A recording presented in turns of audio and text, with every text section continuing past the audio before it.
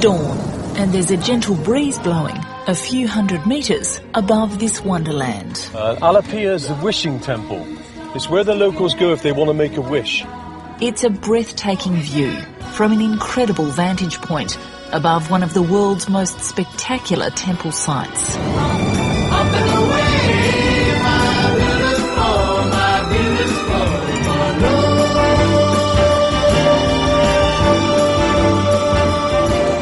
The tourists aboard these hot air balloons have it almost to themselves, but perhaps not for long.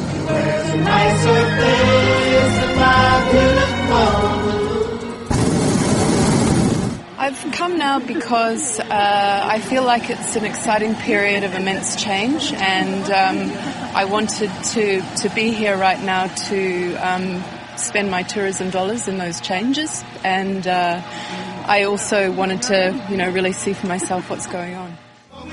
I feel the same way. Burma's been an important story, but incredibly difficult to cover. Now the curtain's coming up, and the possibilities feel endless. But we're getting ahead of ourselves. This journey started 2 weeks earlier, when I couldn't imagine what lay ahead.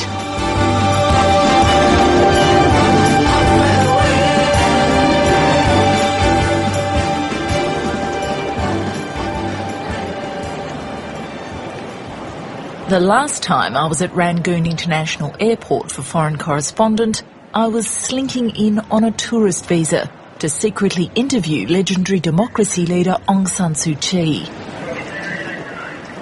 Today, less than 12 months later, cameraman David Leland and I are legit, granted a relatively freewheeling visa to travel the country to assess firsthand the effects of the government's sudden, staggering democratic reforms. It's the type of journey we've never been allowed to make, and while the ability to operate openly is in itself a step forward, we're not really sure just how much freedom we'll actually have.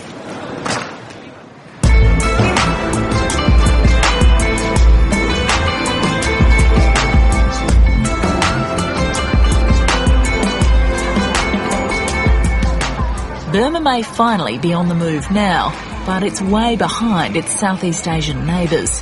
Decades of authoritarian rule with little international investment have stunted development.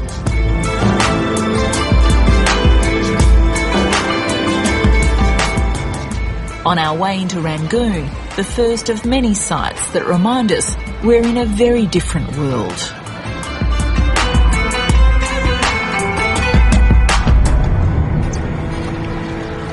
Leave the airport and you soon see just how frayed this place really is. Thank you, Mingalaba. The poverty and dilapidation are really quite breathtaking, but then so is the potential. And in the last couple of years since I've been coming here, there really is a new energy. Perhaps it is simply hope. There's nervousness too. For as long as anyone can remember, Burma's been an unhappy place. Until very recently, political debate simply wasn't tolerated. Dissidents were jailed, the media censored, ethnic minorities brutally repressed. Now there's change, but no one knows whether it's real, and so we're going to try to find out.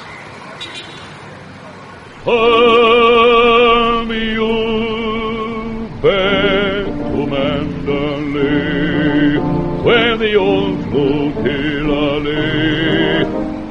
Here in the old colonial capital of Rangoon, also known as Yangon, you can still find plenty of reminders that this used to be the richest country in Asia. To Mandalay, where the flying fishes play.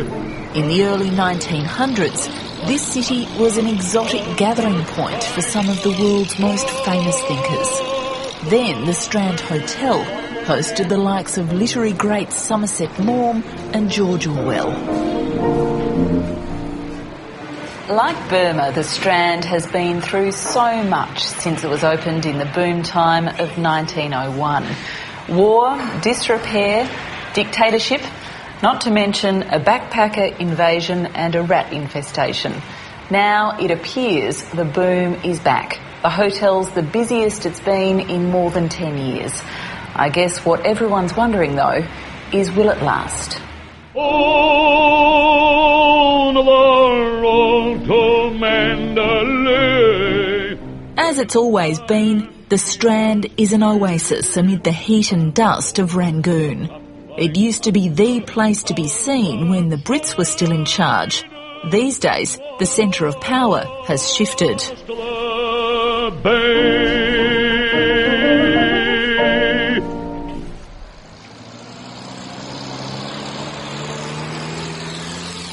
Next day we're up early and on our way to the new capital, up a road that's almost empty. A toll of about $6 puts it way beyond most Burmese, who get by on less than $1 a day. About 6 years ago, the government simply upped stumps and moved to the middle of nowhere, abandoning Rangoon. No one really knows why, but the result is this: Naypyidaw, a kind of Canberra meets Pyongyang.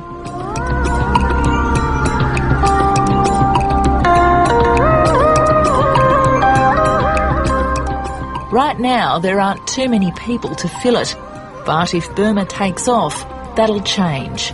And in anticipation, the building frenzy is well and truly on.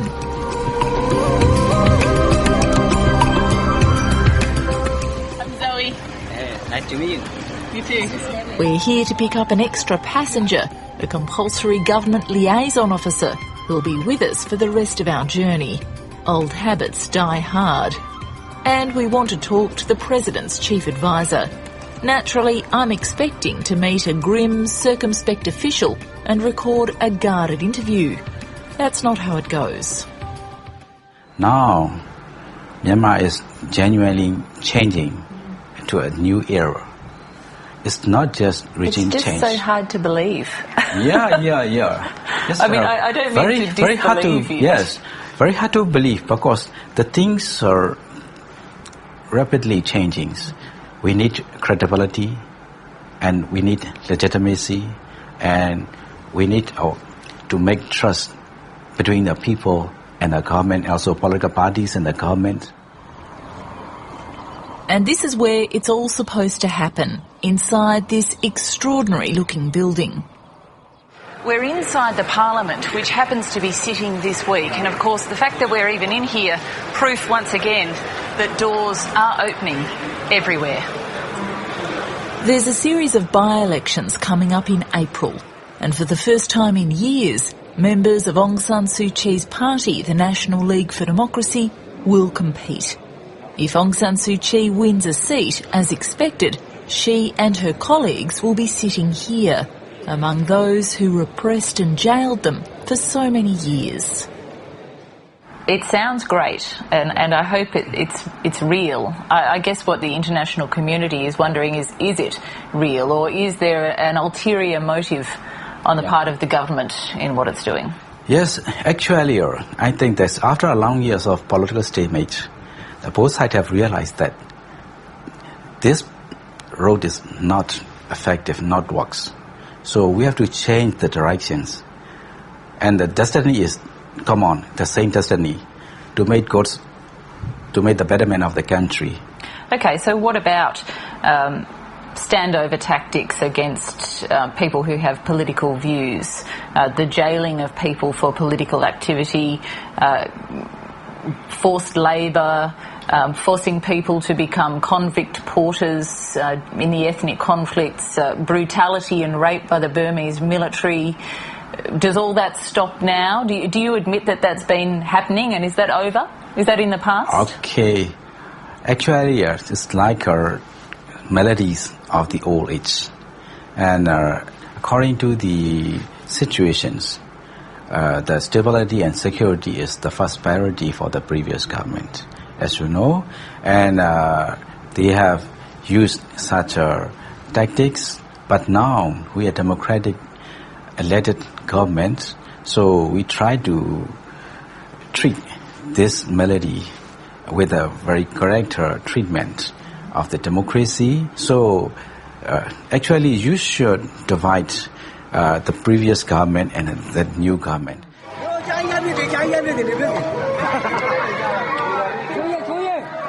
During our journey, we get to see for ourselves just what that means for many Burmese. We've come to a political rally for Aung San Suu Kyi. Oh, we love Dosu so much. This time is our chance, very, very big chance to see her. Her National League for Democracy won elections way back in 1990, but was never allowed to take power, and she spent long stretches under house arrest. This time, as they say, it's different. This is a campaign rally NLD style, and what's really notable about this is that these people are allowed to be here, at least in theory, and so are we. A campaign rally for Aung San Suu Kyi and her opposition, where local people can legally attend and so can the international media, would have been unthinkable such a short time ago. Last time we cannot come out on the road. Now you see a lot of people you can see on the road. In the Burma of old, it paid to keep your political allegiances to yourself. Now people are out and proud. Just a few months ago, publishing images of Aung San Suu Kyi was illegal. Now you can wear her face around town. How many T-shirts are you selling every day?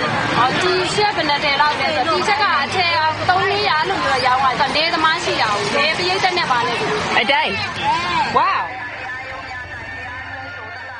Once again, we see old habits die hard. We're being watched, and so's the crowd. It's not enough to deflate the enthusiasm for most, but some still fear the old consequences of being seen at a political rally. We press on regardless. We can't afford to miss that all-important shot. We want to film her get out of the car and walk.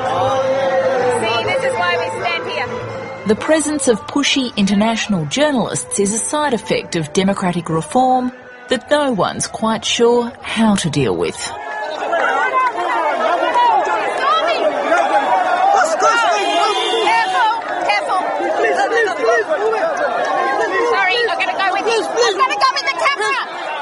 Finally, arriving into the heat and the dust like a cool breeze, the lady herself. It's a rock star welcome. Aung San Suu Kyi is not only taking the military on trust, she's also trying to overcome some restrictions on campaigning that appear to be designed to give government candidates an advantage. Democracy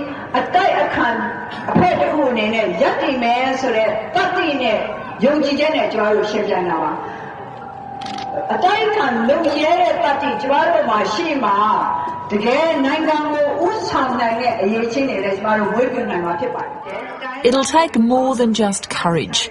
There are endless practical problems as well. Aung San Suu Kyi is just hitting her stride when the generator fails.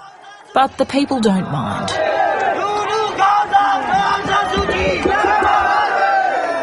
And pretty soon, she's off again.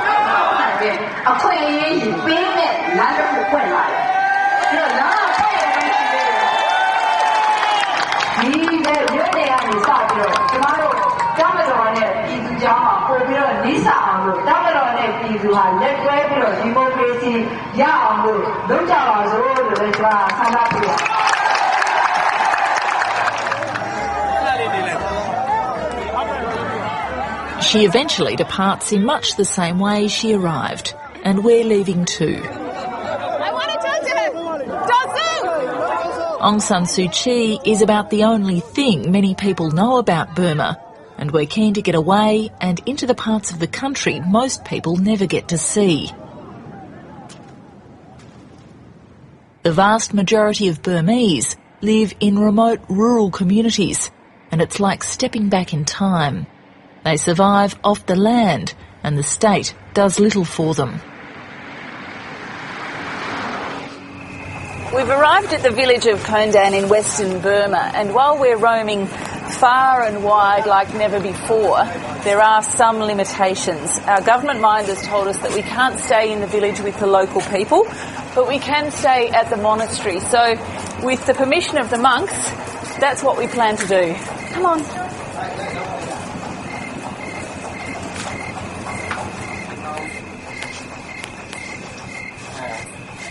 Hi.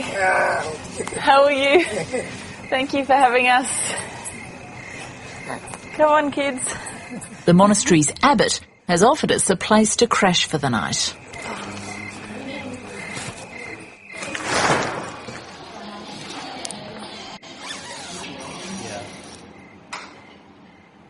Buddha watches over us while we sleep.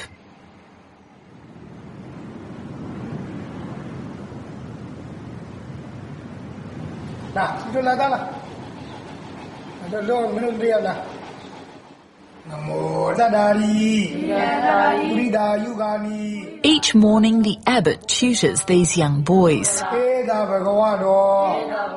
Religion is one of the few areas where people can express themselves with some freedom. It offers them strength and safety.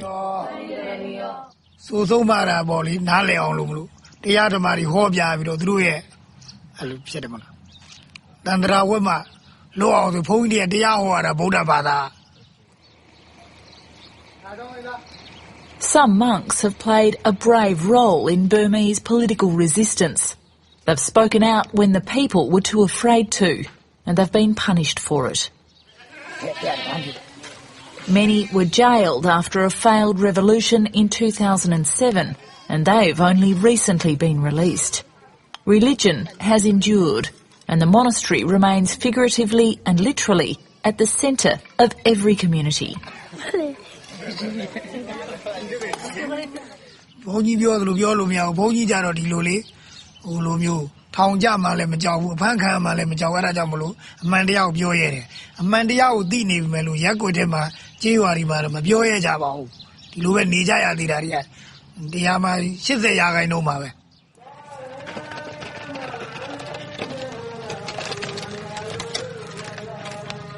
This village is typical of those we encounter on our journey. Local chief Yulei Po explains that there's no school for older children, so they have to drop out as early as age 10 or move to a larger town.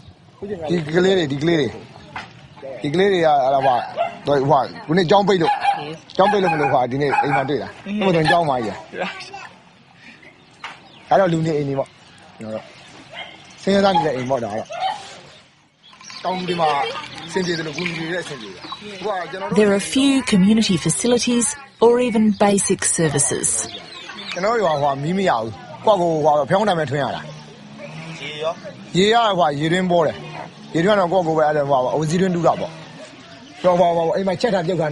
The chief introduces me to 27-year-old Chote Ma, who's only the third person in the village to ever go to university. 5 years after graduation, she's still unemployed.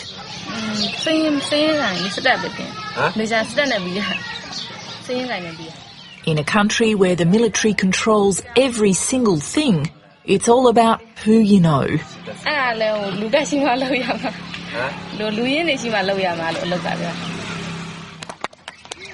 Whether the regime actually passes the power to the people rather than just talking about it will be the ultimate test of the reform program.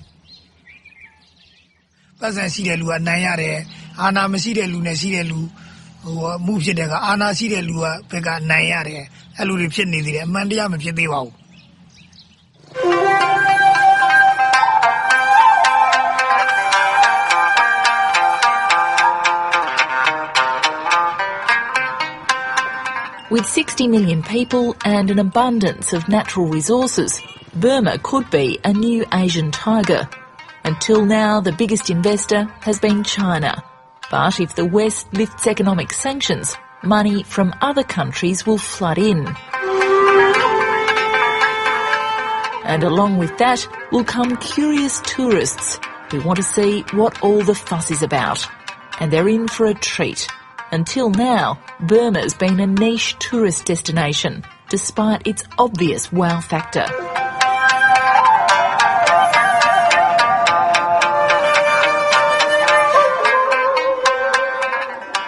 Central Plain has long been known as the spiritual heart of the country, and Bagan is at the centre of the tourist trade now more than ever. Political change has brought about a tourist boom, with flights and hotels fully booked.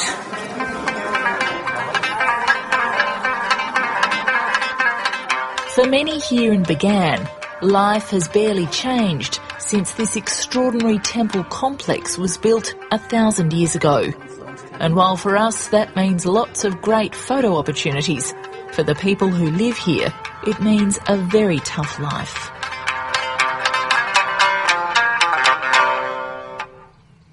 Right, everybody, welcome to Balloons over Bagan. As I said, my name is Ian, and I'm your pilot this morning. Balloons over Bagan is a partly Australian-owned company that's been operating here for 13 years, despite military rule. Each year it caters for more tourists drawn to this extraordinary place.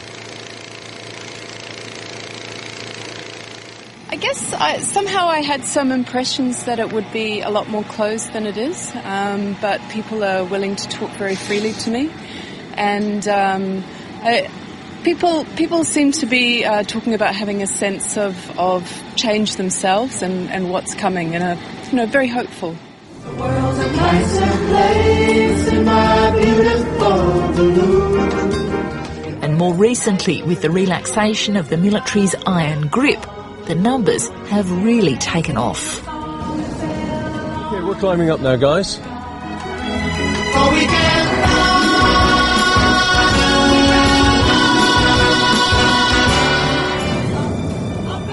More than 80 local staff are employed by the company. It's making a big difference to the local economy.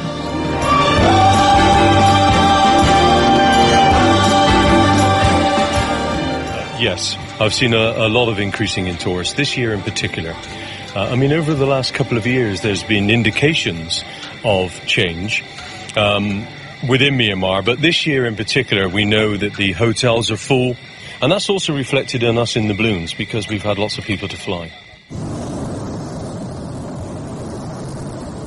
He is hoping the bubble doesn't burst. And here in Bagan we say cheers, pros, salut, kampai, chin chin, a chagwa, which is Burmese, and soft landings. Soft landing. Chagwa. And so, to the road to Mandalay. On the road to Mandalay. It's one of the world's legendary routes thanks to the poem by Rudyard Kipling. And thanks to many more writers, musicians and filmmakers who followed, the mythology and legend has grown. Across to the bay.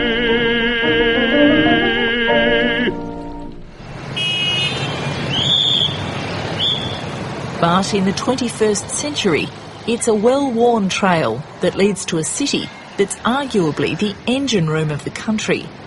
Surrounded by historic old cities, it's become an economic hub propped up by Chinese money. Sadly, it's our last stop.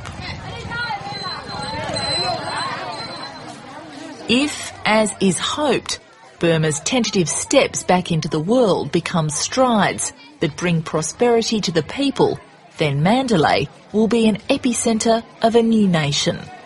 It's a big if.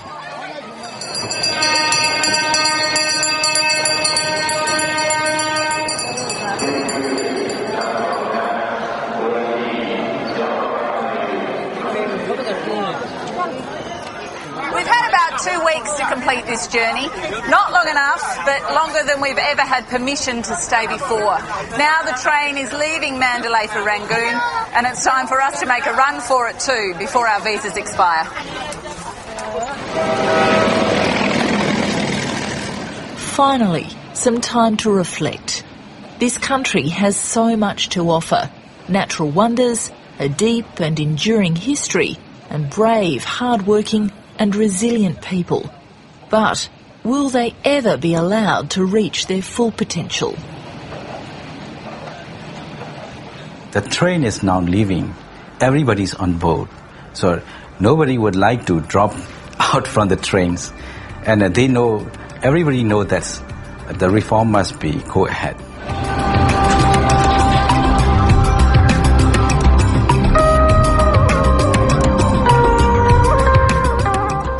It's clear that this place is changing fast.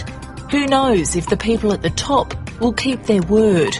And what will it mean for those who until now have never had a say in their future? There's only one thing for it. Down the track, I'll just have to come back and find out.